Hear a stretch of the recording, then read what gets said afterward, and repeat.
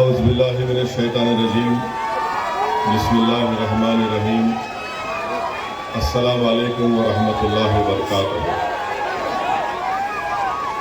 معزز حاضرین اکرام،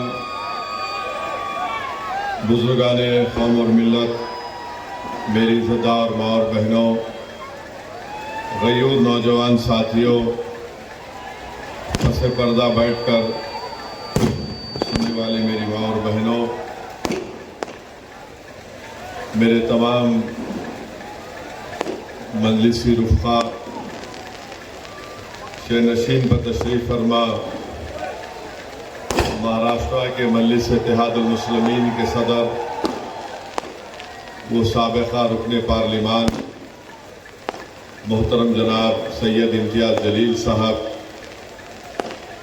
مالیگاؤں کے نو منتخب شدہ رکن اسمبلی مفتی اسماعیل صاحب، عبد المالک صاحب، ڈاکٹر خالد صاحب، اورنگ آباد کے ناصر صدیقی صاحب اور شہنشین پر تشریف فرما معزز حاضرین اکرام، بزرگان قوم اور ملت، علماء اور مشائخین عظام، میں سب سے پہلے مالیگاؤں کی عوام کا شکریہ ادا کرتا ہوں کہ اللہ سبحانہ و تعالیٰ نے آپ تمام کے دل میں اس بات کو ڈالا کہ آپ یہاں سے مجلس اتحاد المسلمین کے امیدوار حضرت مولانا مفتی اسماعیل صاحب کو اپنا قیمتی ووٹ دے۔ میں آپ کا شکریہ اس لیے بھی ادا کرنا چاہوں گا کہ آپ تمام نے مفتی اسماعیل صاحب کو اپنا ووٹ دے کر ان کو دوبارہ مالیگاؤں کا رکن اسمبلی منتخب فرمایا آپ کی خدمت کے لیے۔ یہ مفتی اسماعیل صاحب کی کامیابی نہیں ہے، بلکہ یہ کامیابی آپ کے اتحاد کی کامیابی ہے، یہ آپ کے سیاسی شعور کی کامیابی ہے۔ آپ نے مالیگاؤں کی عوام نے انفرادیت کو مسترد کیا اور آپ نے اجتماعیت کو کامیاب کیا۔ مفتی اسماعیل صاحب یا مجلس اتحاد المسلمین کی کامیابی سے زیادہ یہ ہے کہ ہم نے برائی کو شکست دی اور ہم نے نیکی کو مضبوط کیا۔ آپ نے مجلس اتحاد المسلمین کے امیدوار کو کامیاب کر کے پیغام دیا کہ آپ مالیگاؤں میں کسی بھی قسم کی غنڈہ گردی کو برداشت نہیں کرتے ہیں، آپ یہاں پر امن چاہتے ہیں۔ آپ نے اپنے ایک ایک ووٹ کو پتنگ کے نشان پر بٹن دبا کر یہ بتا دیا کہ ہم بٹن تو دبا رہے ہیں پتنگ کے نشان پر، مگر ہم نہیں چاہتے کہ جو بٹن اور پاؤڈر کا کاروبار کرنے والے لوگ ہیں، جو ہمارے بچوں کی زندگیوں کو برباد کر رہے ہیں، ہم ان لوگوں کو ووٹ نہیں دیں گے۔ آپ نے بٹن دبایا تو بٹن بیچنے والوں کی اب نیند حرام ہو چکی ہے۔ میں آپ تمام کا وہ پٹاخے روک دو بھائی، وہ پٹاخے رکوا دیجیے۔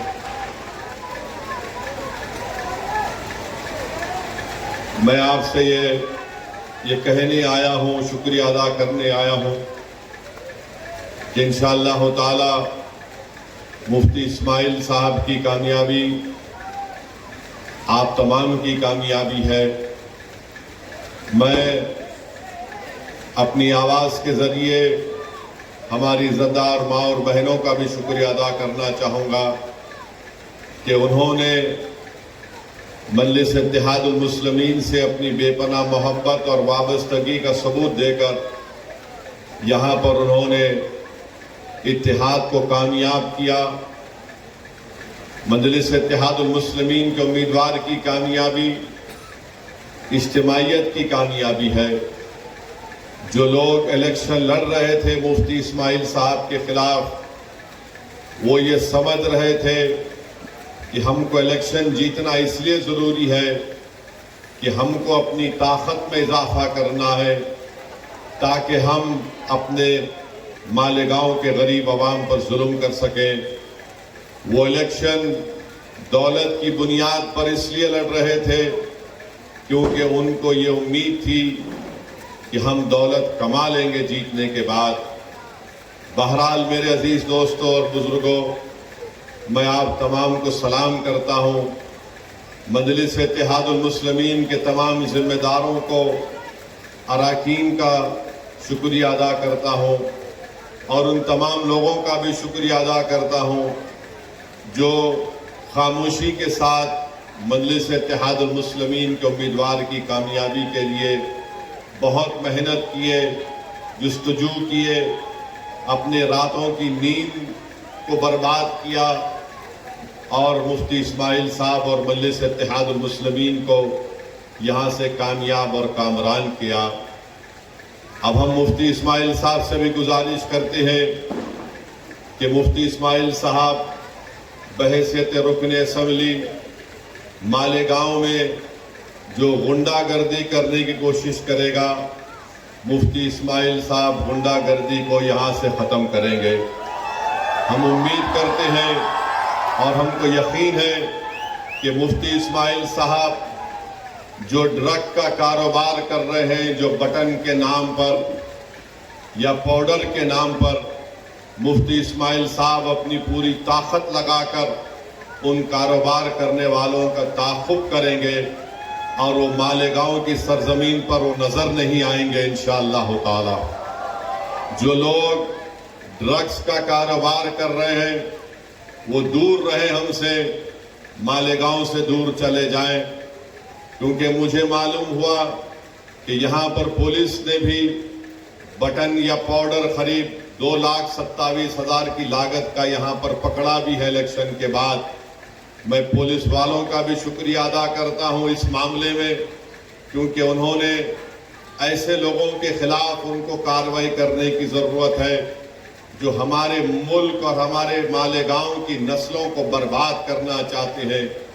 اگر عوام ساتھ دیتی رہی تو یقیناً انشاءاللہ تعالی مجلس اتحاد المسلمین اور تمام مجلس کے ذمہ داران اس مالیگاؤں سے یہ تمام نشے کے کاروبار کرنے والوں کو مکت کریں گے۔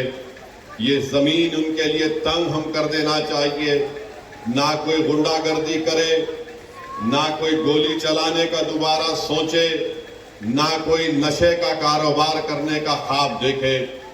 اب انشاءاللہ تعالی ہم مفتی صاحب سے یہ پرزور گزارش اور اپیل بھی کرتے ہیں کہ وکاس اور ترقیاتی کام کو اچھے اور بڑے پیمانے پر انشاءاللہ تعالی مالیگاؤں میں انجام دیا جائے گا، کیونکہ اگر ہم آج سے شروع کریں گے تو دیکھتے دیکھتے 2029 آ جائے گا، تو ہم کو اور پہلے سے زیادہ ان تمام ترقیاتی اور وکاس کے کام کو کرانا بہت ضروری ہے۔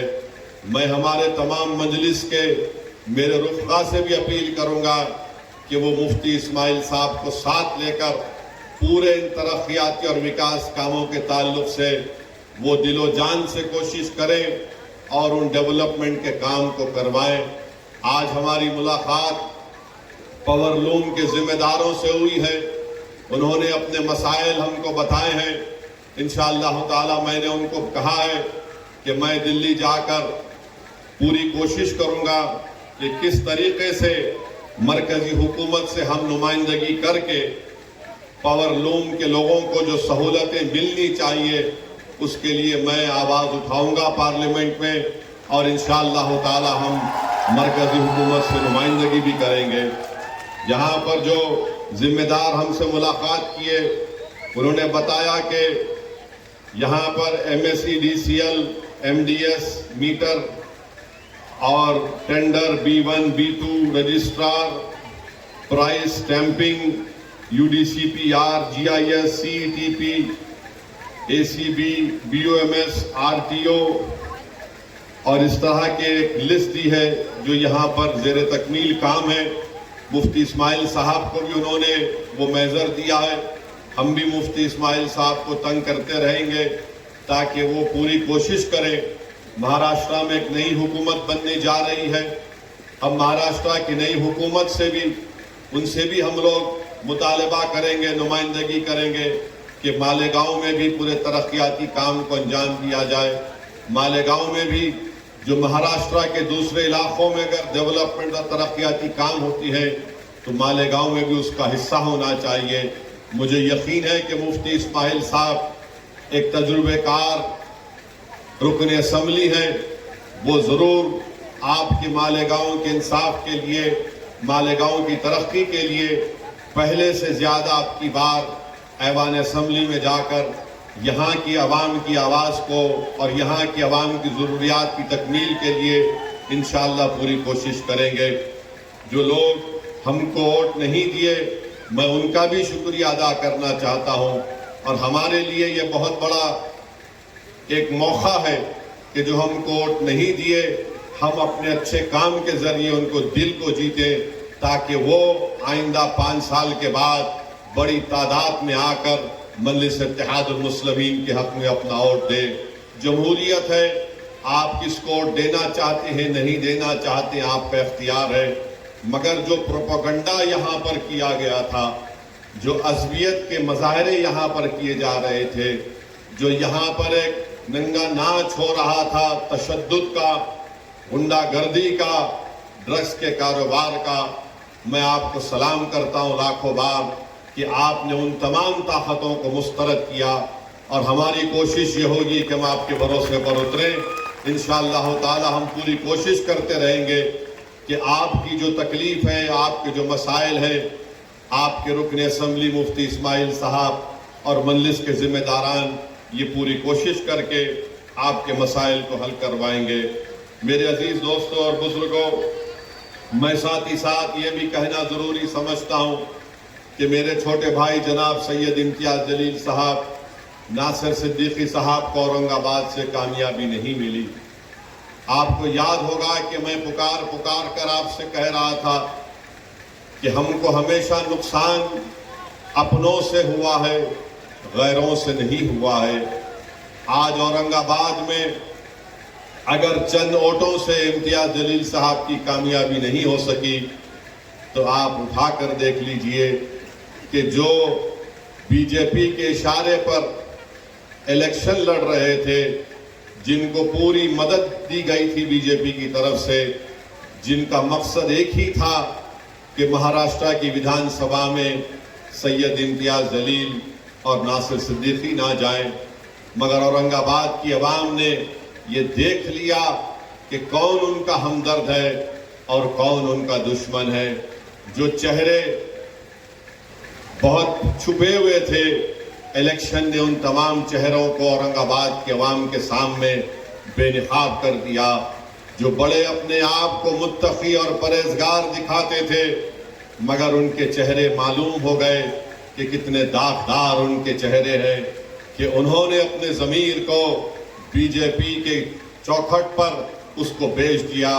یہ کبھی اورنگ آباد کی عوام بھول نہیں سکتی.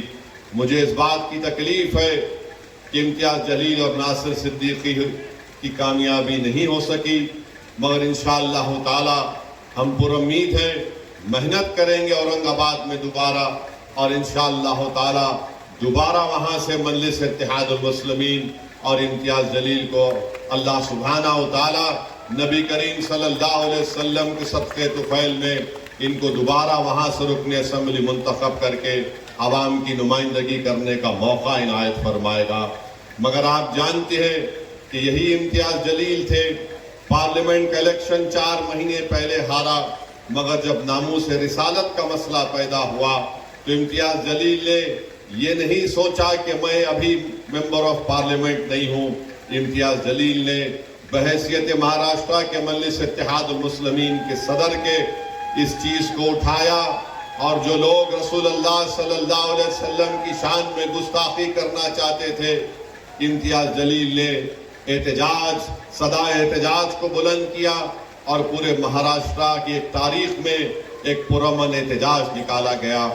میں شکریہ ادا کرنا چاہوں گا ہمارے دھولیا کے فاروق شاہ صاحب کا۔ بہترین الیکشن کیمپین فاروق شاہ صاحب نے کیا، بہترین کام دھولیا کے گلی کوچوں میں جناب فاروق شاہ صاحب نے کیا۔ یہ اللہ کی کیا مرضی تھی، اللہ بہتر جانتا ہے، ان کی کامیابی نہیں ہو سکی۔ مجھے یقین ہے کہ فاروق شاہ اپنے گھر میں بیٹھنے والا نہیں ہے، وہ نکل کر دھولیا کی عوام کی خدمت کرتے رہیں گے اور انشاءاللہ تعالی دوبارہ وہاں سے منتخب ہو کر جائیں گے۔ مجھے افسوس اس بات کا ہے کہ شولاپور سے فاروق شابدی پچھلے 3 سال سے محنت کر رہے تھے، بہت قربانیاں فاروق شابدی نے دی۔ ان کے گھر میں ان کے بیٹے کی طبیعت خراب ہو گئی، بہت طبیعت اتنی زیادہ خراب ہو گئی تھی، اس کے باوجود بھی فاروق شابدی کبھی بمبئی میں اپنے بیٹے کے علاج کے لیے تو جیسا طبیعت اچھی ہوتی دوڑ کر شولاپور کو فاروق شابدی آ جاتے۔ پھر ایک ایسا وقت بھی آیا کہ ان کے والد کی طبیعت اتنی خراب ہو گئی، مگر فاروق شابدی نے اپنی والد کی بھی خدمت کی اور شولاپور کی عوام کی خدمت کی۔ میرے عزیز دوستوں اور بزرگوں، ہم کو تکلیف اس بات کی ہے کہ گوونڈی سے ہمارا کینڈیڈیٹ عتیق جو پہلی مرتبہ الیکشن لڑ رہا تھا سماجوادی پارٹی کے کینڈیڈیٹ کے خلاف، جو پچھلے 5 سال پہلے ان کو شاید 30-35 ہزار کی میجارٹی تھی، یہ ایک نوجوان بچہ اپنی زندگی کا پہلا الیکشن لڑا اور سماجوادی پارٹی کے ان کے لیڈر کو چنے چبا دیے اور ان کی میجارٹی 10,000 تک لا کر کم کر دی۔ 10,000 سے عتیق کی کامیابی نہیں ہو سکی، مگر ہمارے لیے خوش آئند بات ہے، انشاءاللہ تعالی ہم اتنے بڑی تعداد میں ووٹ حاصل کی ہے۔ اس سے ایک پیغام یہ ملتا ہے کہ مہاراشٹرا میں مسلمانوں نے طے کر لیا ہے کہ مجلس اتحاد المسلمین ہی ہماری سیاسی آواز بن سکتی ہے۔ میں شکریہ ادا کرتا ہوں اور انشاءاللہ تعالی جو مہاراشٹرا کے مسلمان اپنی ایک سیاسی قیادت کے لیے بے چین ہے اور پیاسا ہے، مجلس اتحاد المسلمین انشاءاللہ تعالی ضرور ان کے خوابوں کو پورا کرے گی۔ آپ کی قیادت ہے اور مضبوط ہوگی انشاءاللہ تعالی۔ میں نے پہلے بھی کیا اور آج بھی کہہ رہا ہوں، مہاراشٹرا کی سیاست میں اگر کوئی مسلمانوں کا لیڈر اور قائد ہے تو اس کا نام سید امتیاز جلیل اور مفتی اسماعیل ہے، اور اس سے کوئی انکار نہیں کر سکتا۔ ہاں تم الیکشن جیت کے آئے ہو مگر قیادت کا تم دعویٰ نہیں کر سکتے۔ قیادت کا دعویٰ اگر کوئی کرے گا جس کے پیچھے آج مہاراشٹرا کے 11% مسلمان کھڑے ہیں مجلس اتحاد المسلمین کے خلاف، وہ امتیاز جلیل اور مفتی اسماعیل صاحب ہیں۔ میں آپ سے اپیل کر رہا ہوں کہ ہم کو اپنی جماعت کو اور مضبوط کرنا ہے، ڈرنے اور گھبرانے کی ضرورت نہیں ہے۔ جس کسی کی حکومت بنتی ہے بننے دیجئے، مگر مجھے یقین ہے کہ مجلس اتحاد المسلمین کے رکن اسمبلی مفتی اسماعیل صاحب بے باک طریقے سے غریب اور مظلوم عوام کی آواز کو اٹھائیں گے اور انشاءاللہ تعالی آپ کے مسائل کو حل کرانے کی وہ پوری کوشش کریں گے۔ میری آپ سے گزارش ہے کہ آپ مفتی اسماعیل صاحب کی صحت کے لیے بھی دعا فرمائیے، مگر معلوم بھی ہوا کہ کل مفتی اسماعیل صاحب کہیں پر بیٹھ کر کلیجی کھا رہے ہیں۔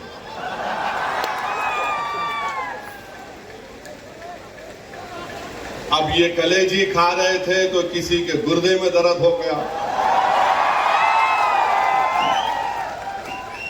یعنی کسی کا دل رکھنے کے لیے مفتی صاحب بولے لا دے دے، تھوڑا چک لیے، نہیں کلیجی کھائے، اب کیسا طبیعت اچھی ہو گئی۔ ارے بھائی تمہارے کلیجے کو کیا ہوا، تمہارے دل کو کیا ہوا، اس کو صاف کر لو، تمہارے کانوں کو صاف کر لو اور اس بات کو یقین کر لو کہ اب تمہاری غنڈہ گردی چلنے نہیں دیں گے انشاءاللہ تعالی۔ ہماری کوشش یہ ہوگی کہ مالیگاؤں میں اور اتحاد مضبوط ہو۔ تم نے جو ہر گھر میں مالیگاؤں میں دیوار اٹھانے کی کوشش کی، ان چھوٹی چھوٹی دیواروں کا صدالدین اویسی بنیاد کے ساتھ اٹھار کر ہم پھینک دیں گے انشاءاللہ تعالی۔ ہم اپنے گھر میں دیوار کو اٹھنے نہیں دیں گے، ہم اپنے مساجد میں اور اختلافات کو فروغ نہیں دیں گے. یہ آپ کو اور ہم کو طے کرنا ہے میرے عزیز دوستوں اور بزرگوں. تیسری اہم بات جو میں آپ کے سامنے عرض کرنا چاہ رہا تھا، آج اورنگ آباد میں میڈیا کے لوگوں نے مجھ سے پوچھا کہ آر ایس ایس کے سر سنچالک موہن بھگوت نے یہ کہا کہ کسی بھی آبادی کا پاپولیشن گرنا خطرے کی بات ہے، اور انہوں نے کہا کہ کم سے کم 3 بچے پیدا کرو. اور میڈیا نے مجھ سے کہا کہ آپ اس پر کوئی تبصرہ کریے. تو میرے عزیز دوستوں اور بزرگوں، ہمارے میڈیا کے لوگ بھی ہیں، اور ماشاءاللہ سے پولیس آج پھر نوٹس دی میرے کو. تو خیر، قانون کے دائرے میں رہ کر ہم ہمیشہ بات کرتے آئے اور انشاءاللہ بات کرتے رہیں گے. موہن بھگوت نے کہا کہ 3 بچے پیدا کرو. موہن بھگوت صاحب، آپ لوگ کب شادی کر رہے پہلے بتا دو. اب 3 بچے پیدا کرو بول رہے. اب آپ کی اور ہمارے قانون برسوں سے ہم سن رہے ہیں، پچھلے 10 سال سے خاص طور سے خود پرائم منسٹر وزیر اعظم نریندر مودی نے پارلیمنٹ الیکشن کے دوران راجستھان میں کہا تھا کہ ہمارے ہندو بہنوں کے گلوں سے منگل سوتر اتار کر ان مہیلاؤں کو دیا جائے گا جو زیادہ بچے پیدا کرتے ہیں. وزیر اعظم کا اشارہ مسلم خواتین پر تھا. اب موہن بھگوت کو کہنا پڑ رہا ہے کہ بچے زیادہ پیدا کرو. موہن بھگوت صاحب، آپ 3 بول رہے، میرے کو 5 ہے. مفتی صاحب آپ کو کتنے ہیں؟ 4 ہے. آپ بہت کنجوسی کر رہے ہیں. آپ اس میں بھی کنجوسی کر رہے ہیں مفتی صاحب. نہیں، غلط نہیں لینا، میں تو دوسرا مطلب نکالیں گے تم لوگ. امتیاز صاحب کو خالی 2 ہی ہے. اب موہن بھگوت بول رہے، ارے گھر جا بھائی. موہن بھگوت بول رہے 3 پیدا کرو. آرگنائزر آر ایس ایس کی ایک میگزین ہے تائید کرنے والی. اکتوبر 2021 کو آرگنائزر میگزین نے لکھا کہ مسلمانوں کی آبادی بہت بڑھ رہی ہے، اس کو کم کرنا چاہیے. اب موہن بھگوت بول رہے 3 پیدا کرو. جھارکھنڈ میں الیکشن ہوا.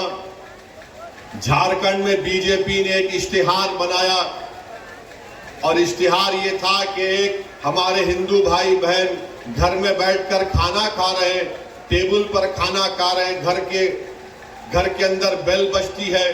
جب دروازہ کھولتے ہیں تو کیا دیکھتے ہیں کہ گھر کے باہر کم سے کم 40-50 مسلمان کھڑے ہوئے ہیں، برقع پوش خواتین کھڑے ہوئے ہیں، ٹوپی پہننے والے مسلمان پہنے ہوئے. اچانک ہندو بہن کے گھر میں آ گئے اور گھس کے کھانا آنا بیٹھ کر گھر میں بیٹھ گئے. الیکشن کمیشن کو وہ ایڈورٹائزمنٹ کو بین کرنا پڑا. اب موہن بھگوت بول رہے 3 بچے پیدا کرو. بھائی وہ پٹاخے بند کر دیجئے، تقریر ہو رہی ہے، پٹاخے مت پھوڑیے ورنہ میں بیٹھ جاتا ہوں. پھر موہن بھگوت جو بول رہے ہیں، میں آپ کو بتا رہا ہوں کہ کتنے مرتبہ ہم نے سنا کہ مسلمان آبادی بہت بڑھا رہے ہیں.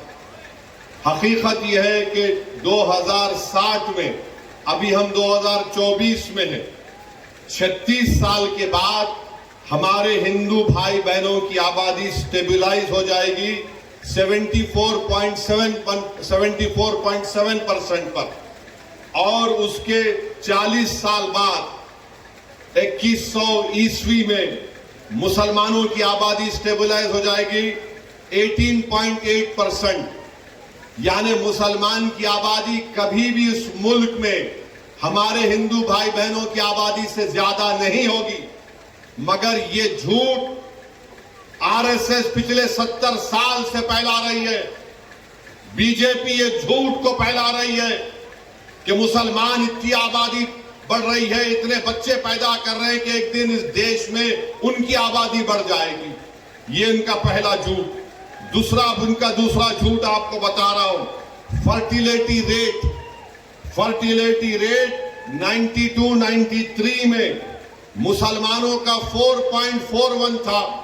2019 और 21 में ये नेशनल फैमिली हेल्थ सर्वे मुसलमानों का फर्टिलिटी रेट 2.36 है। माने 92-93 में 4.41 से 2.36 पे आ गया। हमारे हिंदू भाई बहनों का फर्टिलिटी रेट 92-93 में 3.30 था, अब 1.94 है। मगर सबसे ज्यादा गिरावट आई है फर्टिलिटी रेट में मुसलमानों के। और फिर ये लोग बोलते कि हम लोग कॉन्ट्रासेप्टिव इस्तेमाल नहीं करते। माने कॉन्ट्रासेप्टिव को उर्दू में क्या बोलेंगे? हमल रोकना। हमल रोकना। आपको जानकर ताज्जुब होगा कि सबसे ज्यादा कॉन्ट्रासेप्टिव मर्दों में यूज करने वाले मुसलमान मर्द हैं। अब आप बताओ, आपका कारोबार चल रहा है मगर आप गाली हमको दे रहे हैं।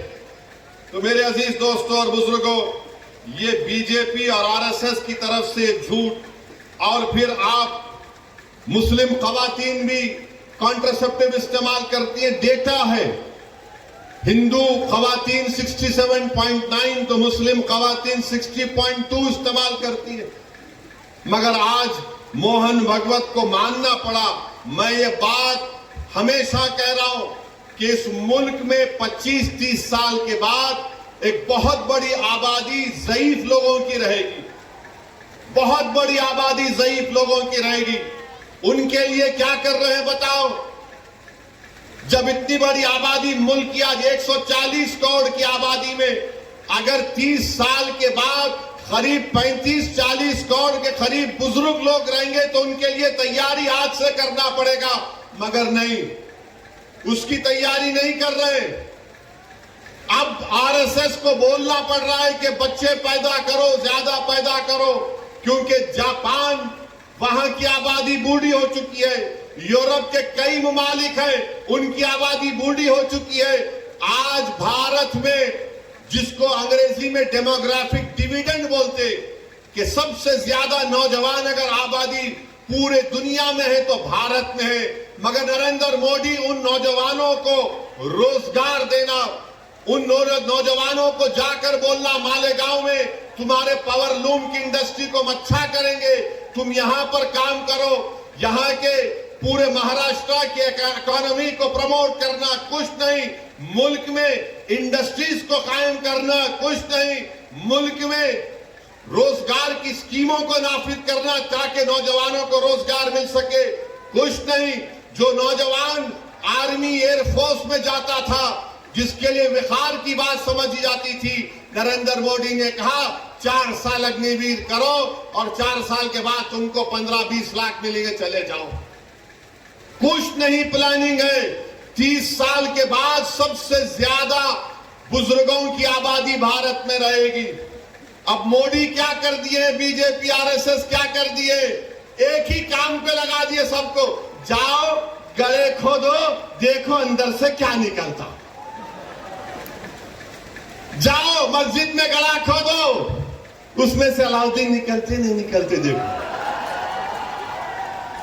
यानी हर जगह पर जहां भी जाओ बस गला खोदो, सर्वे। नहीं, यहां पर कुछ था। कब था रे भाई? नहीं, 500 साल पहले था। अम्मा, तेरे को कैसे मालूम 500 साल पहले था? नहीं था, हम सुने। अरे हम भी सुने नहीं था, क्या करेंगे? तो संभल की मस्जिद आप बताइए, 500 साल पहले वहां पे मस्जिद नहीं थी। अरे मेरे भाई, 500 साल पहले अगर तुम जाओगे तो मैं तुमको 2000 साल पहले लेके जाऊंगा। जैन और बौद्ध मजहब के लोग भी खड़े होकर बोलेंगे यहां पर भी हमारी मजहब इबादत गाहें थी।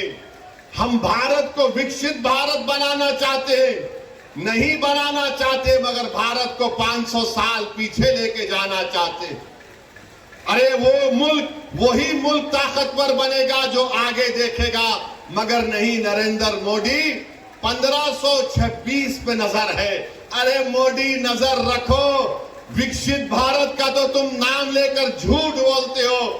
ارے تم نظر رکھو کہ 70 سال کے بعد اس دیش میں کیا ہوگا, اس دیش میں غریبی کتنی بڑھ جائے گی, مگر اس کے بارے میں فکر نہیں. سنبل کی مسجد کا مسئلہ کھڑا کر دیے. اور کیا مسئلہ ہے سنبل کی مسجد کا؟ کوئی رک جاؤ بھائی, وہ کرسیاں چھوڑ دیجئے, کرسیاں بھائی ڈسٹرب مت کریے, تھوڑی دیر کے لیے سنیے. رک جائیے بھائی, جو کون ہے تھوڑی دیر کے لیے رک جائیے. سنبل کی مسجد میں جو لوگ کورٹ کو گئے, وہ کورٹ میں یہ بول کر گئے کہ ہم کو مسجد کے اندر جانے کا پرمیشن ملے. اب آپ بتائیے, کوئی ہم کسی کو روکتے, کوئی مسجد میں آنا چاہ رہا ہے تو آئیے, آداب کو ملحوظ رکھ کر مسجد میں آئیے.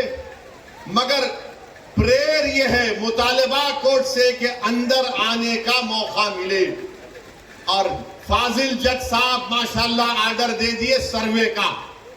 مانے کورٹ مسجد سنبل کی مسجد چندوسی مسجد سے 45 کلومیٹر دور ہے.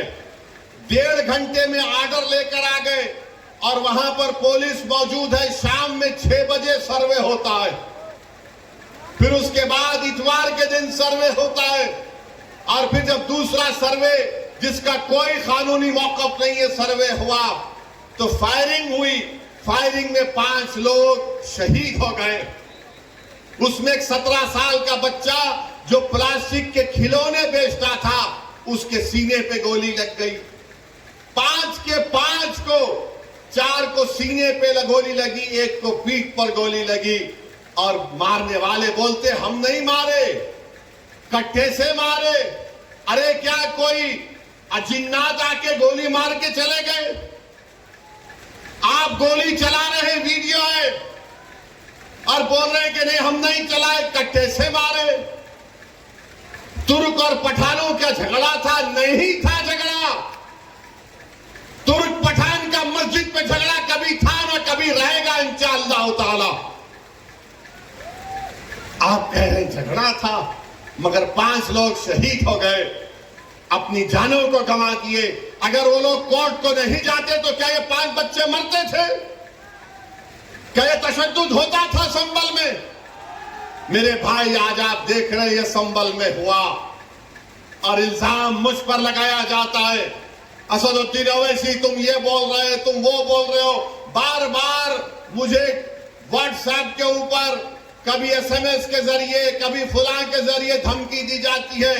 ارے ظالموں, یاد رکھو, میں مسجد بچانے کے لیے, خانخواہوں کو بچانے کے لیے, درگاہوں کو بچانے کے لیے, وقف کی جائیداد کو بچانے کے لیے, جمہوریت کو بچانے کے لیے, قانون کی بالادستی کے لیے, انصاف کے لیے میں ایک بار نہیں 1000 مرتبہ مرنے کو تیار ہوں. تم کیا کرو گے بتاؤ؟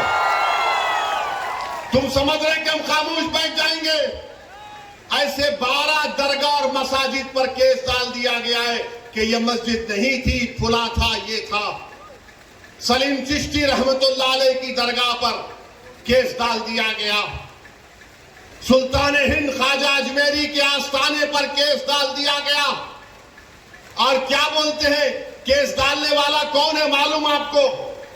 یہ میرے گھر کے پاس دلی میں آ کر میرے گھر کے اوپر جو نیم پلیٹ ہے اس کو توڑا, پتھر پھینکے گھر میں میرے, اور اس کے بعد میرے نیم پلیٹ پر کالک ڈال کر دھمکی دیا کہ اویسی تیرے کو دیکھ لیں گے. ارے کمینے, کبھی بول کر آنا, مرد کا بچہ ہے تو میں گھر کو سامنے. بس آتے کیمرہ لے کے فائبے پھینکے بھاگ. ارے بول کیا آ رہا ہوں کل تیرے پاس تو میں بھی ٹھہرتا ہوں, دیکھیں گے 6 فٹ 2 انچ کیا کرتا ہے. وہ آدمی اب کورٹ کو گیا, سپریم کورٹ کے وکیل کو تھپڑ مارا. 2016 میں دلی کی پولیس نے اس کو تڑی پار کا نوٹس دیا. وہ کورٹ میں کیس ڈال رہا ہے کہ خواجہ اجمیری کا آستانہ نہیں ہے, وہاں پر کوئی اور جگہ تھی. حوالہ کیا دے رہا ہے؟ 1901 کی کتاب, 1901 کی کتاب کا بھروسہ کریں گے یا پھر 13ویں صدی کی کتاب خزائن فتوحا جس کو امیر خسرو رحمت اللہ علیہ نے لکھا؟ کس کی کتاب پہ یقین کریں گے؟ 1901 میں کوئی دیوانہ لکھ رہا نہیں، روایت یہ بتاتی ہے. ابے روایت بہت باتیں بتاتی ہے، یقین کر لیں گے کیا؟ پارلیمنٹ نے قانون بنایا کہ 15 اگست 47 کو جو مسجد، مندر، گرجا گھر، گرودوارہ رہے گا وہ سیل ہے، بند ہے، اس پر کوئی چھیڑ خانی نہیں ہوگی، اس کا کنورژن نہیں ہوگا، اس کا کیریکٹر نہیں بدلا جائے گا. مگر یہ کیا ہو رہا ہے؟ کیا ہو رہا ہے ہمارے ملک میں؟ 800 سال کی درگاہ خواجہ غریب نواز سلطان ہند کی.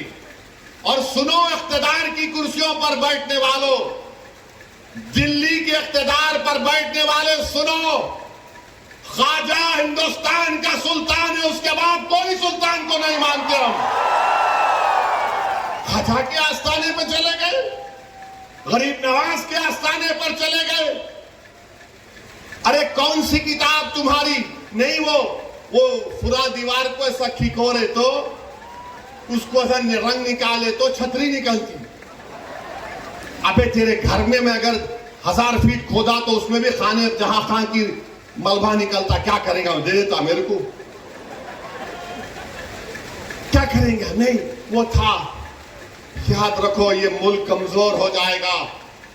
5 بچوں کی جانیں چلے گئیں، وہ مرے نہیں، وہ شہید ہیں. تم نے ان کو گولی مار کر ان کا قتل کیا ہے، تم قاتل ہو. تم نے غریب ماں باپ کو اپنی اولاد سے محروم کر دیا ہے. ارے یہ میڈیا کو لیک کرتے نہیں، وہ پتھر پھینک رہے، وہ فلا کر رہے. ارے مسجد ہے، اللہ کا گھر ہے. تم کو کیا رائٹ دیتا ہے کسی بھی عبادت گاہ پر اگر تم جاؤ گے تو لوگ کیا خاموش بیٹھ جائیں گے؟ 800 سال کی درگاہ، وہاں بول رہے نہیں یہ نہیں تھا، وہ نہیں تھا. ہم بھارت کے پردھان منتری سے پوچھنا چاہ رہے نریندر مودی، کہ آپ یہ تمام ان لوگوں کو روکیں گے یا پھر یہ دیش اسی طرح چلتا رہے گا کہ ہر مسجد پہ سوال کر دو، ہر درگاہ پہ سوال اٹھا دو؟ میرے بھائی 12 مقدمے عائد ہو چکے ہیں گیان واپی پر، متھورا کی شاہی عیدگاہ پر. وہاں پر تو 1965 میں مسلمانوں نے ہندو بھائی بہنوں سے مل کر بیٹھ کر تصفیہ کر لیا. 8 ایکڑ زمین مسلمانوں نے وقف کی دی کہ لو یہ قسمت ہندوستان ہے، آپ کے لیے معتبر جگہ ہے، آپ بناؤ یہاں پر. 65 میں سنی وقف بورڈ کی اجازت سے ایگریمنٹ ہو گیا ہندو مسلمان میں. 2023 میں کوئی آ کے بولا وہ کون ہندو ہوتے، وہ پوری جگہ ہماری ہے. ٹیلے والی مسجد لکھنؤ کی، ایسے 12-13 مقامات ہیں. سپریم کورٹ نے رام مندر کے فیصلے میں کہا کہ 91 کا ایکٹ بھارت کے سنویدھان کا ایک اٹوٹ حصہ ہے. اور پھر اس کے بعد ڈی وائی سی چندرچوڈ CGI تھے وہ خاموش ہو گئے. اورل آبزرویشن کیا کہ نہیں، سروے کو اسرٹین کرنے میں کیا بری بات ہے؟ ارے بری بات یہ ہے کہ سروے کوئی اکیڈمک ایکسرسائز نہیں ہے. سروے کیوں کیا جا رہا ہے؟ گیان واپی مسجد میں وضو خانے کو سیل ہو گیا. گیان واپی مسجد کے جنوبی طرف ہمارے پاس نہیں ہے، وقف کی جائیداد نہیں ہے. وہ کیا کریں گے آپ؟ اور جب بابری مسجد کا فیصلہ آیا تھا میں پکار کر کہہ رہا تھا یہ غلط فیصلہ ہے، اس کے بعد بہت سی چیزیں کھلیں گے. تو میرے خلاف یہ وہی لوگ ہیں جو آج اس اسمبلی کے الیکشن میں ان کو ووٹ دو اعلان کیے تھے. وہ لوگ مجھے فون کر کے بولے آپ ایسا کیوں بول رہے ہیں، آپ ایمونیشن دے رہے ہیں بی جے پی کو. میں نے کہا حضرت دامن برکاتا ہوں، ججمنٹ آپ پڑھو، یہ ججمنٹ تمام چیزوں کو کھول دے گا. مجھ سے کہا کہ آپ خاموش ہو جاؤ، ایسی تم مت بولو. میں نے کہا موت میرے کو خاموش کر سکتی، جب تک اللہ زندہ رکھے گا میں سچائی کو بیان کروں گا اور بیان کرتا رہوں گا. آج بولو خاموش ہو جاؤ. میں جب کہہ رہا تھا تو کوئی بول رہے ہیں مت بولو، ان کو کیا ہے، یہ بھڑکاؤ بھاشن دے دیتے، ان کو کیا ہے، ان کو ٹی وی پہ جا کے بولنے کا شوق ہے۔ آج کیا ہوا مہاراشٹر کے چناؤ میں؟ کیا بی جے پی نے کیا کہا جا جا کر؟ آج ہمارے پاس کرن جیسے کیا نام ہے یوسف پنجانی آ کر تقریر کر کے گئے، میں الیکشن جیتنے کا ہار گیا۔ انہوں نے کہا کہ بی جے پی نے پورے مہاراشٹر میں پرچار کر دیا کہ فتوا جیتے گا یا بھگوا جیتے گا۔ بتاؤ یہ کون ہے لوگ؟ ارے آپ کو اگر الیکشن لڑنا ہے لڑو، آگے بڑھو، صرف بیٹھ کر اعلان کرنے سے نہیں ہوتا، الیکشن لڑو، معلوم ہوتا آپ کو کیسے ووٹ حاصل کرنا پڑتا ہے۔ ایک عالم دین مفتی اسماعیل آپ کے سامنے جو الیکشن لڑ رہا بھی ہے، منبر رسول پر آپ کو اچھائی کو بیان بھی کرتا ہے اور چناؤ بھی لڑتا ہے، مگر یہ کیا بات ہے کہ الیکشن آئے گا ان کو ووٹ دو ان کو ووٹ دو؟ ارے آپ لڑو، آپ نہیں لڑ سکتے تو اپنے داماد کو لاؤ، چلو لڑو نا، کیوں نہیں روکتے؟ نہیں ہم ان کو بولیں گے، ان کو بولیں گے۔ کیا ہوا؟ آپ نے بی جے پی کو ہینڈل دے دیا۔ یوسف پنجانی کہہ رہا ہے کہ بی جے پی گلی گلی جا کر اعلان کر دی کہ فتوا جیتے گا یا بھگوا جیتے گا۔ ارے جب سیاست نہیں آتا کرنا تو مت کرو، دعا کرو یا حکمت عملی سے اختیار کرو۔ نہیں، ہم کو سب چیز ہونا۔ دیکھ لیے کیا ہوا، اب کدھر ہیں آپ، کدھر ہے نہیں معلوم۔ کہاں ہیں وہ لوگ جو اورنگ آباد میں بولے تھے امتیاز جلیل کو ووٹ مت دو؟ اس سماجوادی کینڈیڈیٹ کو ووٹ دو بولے تھے، چہرہ دکھاؤ اورنگ آباد کے عوام کے سامنے تم۔ ارے لفافوں پہ زندگی گزارنے والوں، شرم سے ڈوب مرو تم۔ میرے گھر کو آئے تھے حیدرآباد کو، بغیر بولے میرے گھر کو آئے۔ میں وقف کے بل کی میٹنگ میں جا رہا تھا، پلٹ میرا گارڈ فون کرا کہ صاحب اتنے لوگ آئے، ملا۔ گھر پہ آئے تو میں نے کہا کہ میرا گھر اتنا بڑا نہیں ہے، آپ لوگ 20 لوگوں کو لے لیجئے۔ 20 لوگوں کو بٹھایا، وہ بات کرے میں بات کرا، لیٹر لکھ کے دیے، ان کو ٹکٹ دو، بلا میں غور کروں گا۔ پھر جانے سے پہلے میں نے ایک اللہ کے ولی کہ انگریزی قرآن کا ترجمہ جو ترکی کا چھپا ہوا ہے، اس کی 4 کاپیاں ان ذمہ داروں کو دیا کہ آپ میرے گھر کو آئے، یہ ایک اللہ کے ولی کی قرآن کا ترجمہ ہے۔ ایک ایک کے ہاتھ میں دیا تو اورنگ آباد جا کے بولے ہم گھر کو گئے تھے، ہمارے کو چائے تک نہیں پلائے۔ ارے آپ پہلے سے بول دیتے تو نان خلیہ کھلا دیتا میں آپ کو۔ میرے کو نہیں معلوم تھا کہ تم میرے گھر کو کھانا کھانے آ رہے۔ ارے تم کو قرآن کریم دیا نا ہاتھ میں، اللہ کا کلام تمہارے ہاتھ میں دیا، تم کو اس کا بھی لحاظ نہیں ہے، اور تم دعویٰ کرتے ہو قوم کا۔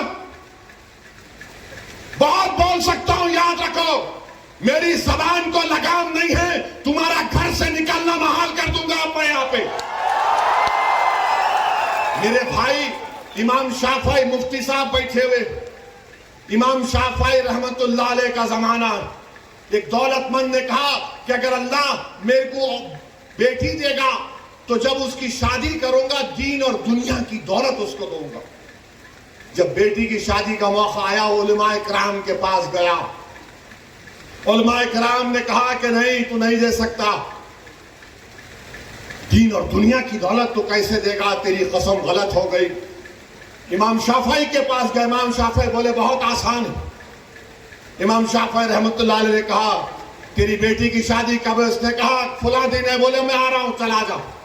امام شافعی پہنچے، امام شافعی رحمت اللہ علیہ نے کہا کہ آسان ہے۔ وہ بولا کہ حضرت شادی تو ہو گئی، کیا ہے بتاؤ؟ بولے قرآن اپنی بیٹی کو دے دے، دین اور دنیا کی دولت اس کو دے چکا، میں ان کو دیا، 4 قرآن دیا ان کو، اور بول کے دیا کہ آپ میرے گھر کو آئے، مجھے پتا نہیں ہے، میں وکیلوں کی میٹنگ میں جا رہا تھا، پلٹ کر آیا آپ کے لیے، یہ قرآن کریم کا تحفہ آپ کو دے رہا ہوں۔ ارے تم کو اویسی سے مجلس سے نفرت ہے، مگر قرآن کریم کی تو عظمت کا تم لحاظ رکھ لیتے۔ میں یہ بات الیکشن میں بول سکتا تھا مگر خاموش بیٹھے رہا، مگر آج مجبوراً بولنا پڑ رہا ہے۔ یاد رکھو تم لوگ جو کام کر رہے ہو نا، تم مہاراشٹر کے مسلمانوں کو نہ صرف کمزور کر رہے ہو بلکہ تم ان کی آواز کا گلا گھونٹ رہے ہو۔ ارے تم الیکشن لڑو، ہم تمہاری تائید کرنے کو تیار۔ کب تک تم یہ سیاست کرو گے کہ انہیں بول دیا انہیں بول دیا؟ جس کو تائید کیے اورنگ آباد میں وہ خالی 5000 ووٹ لیا، 5000 ووٹ لیا۔ ناصر کے خلاف کتنے ووٹ لیا انہوں نے؟ 10,000 ووٹ لیا، اور ناصر ہارے 8,000 ووٹ سے۔ جو جس کی تائید کا اعلان کیا وہ 5,000، اور امتیاز جلیل ہارے 1,100 ووٹ سے۔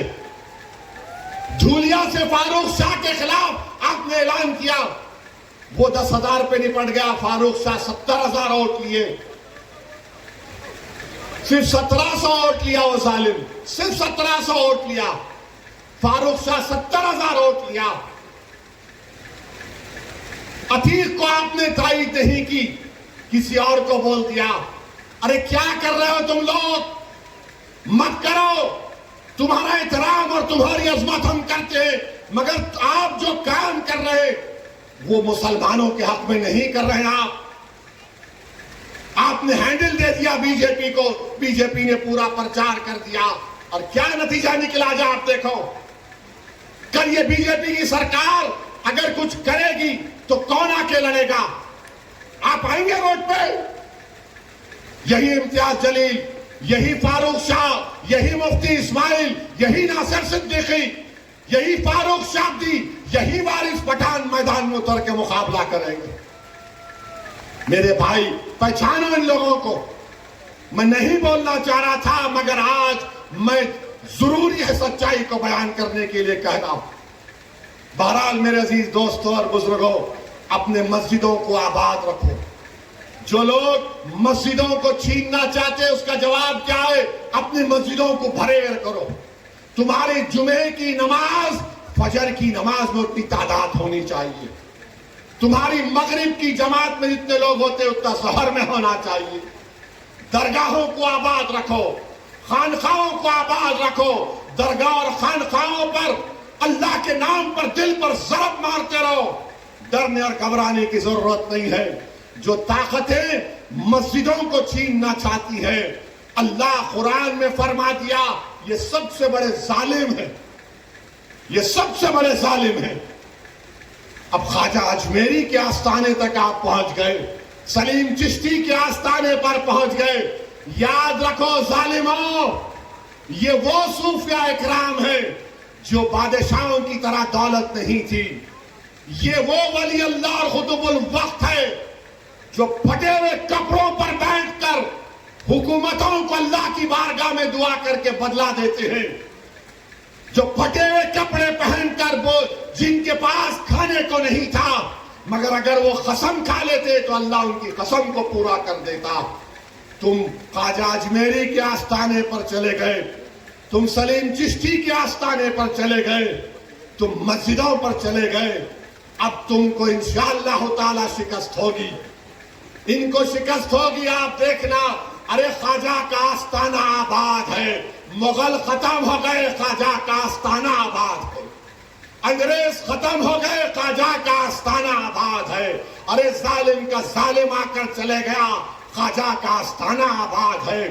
ہمارے مدرسے، کئی وزیر اعظم کو دیکھے، مدرسے آباد، اللہ کا گھر آباد رہے گا۔ اور اللہ کے گھر کو آباد کون کرے گا؟ جو اللہ پر بھروسہ کرتا ہے اور کسی سے نہیں ڈرتا سوائے اللہ کے، اور آخرت پر بھروسہ کرتا ہے۔ تو نوجوانوں، اپنے عبادت گاہوں کو مضبوط رکھیے، اس کو آباد رکھیے۔ آپ کا پھر سے شکریہ بہت بہت۔ وآخر الدعوانا الحمدللہ رب العالمین۔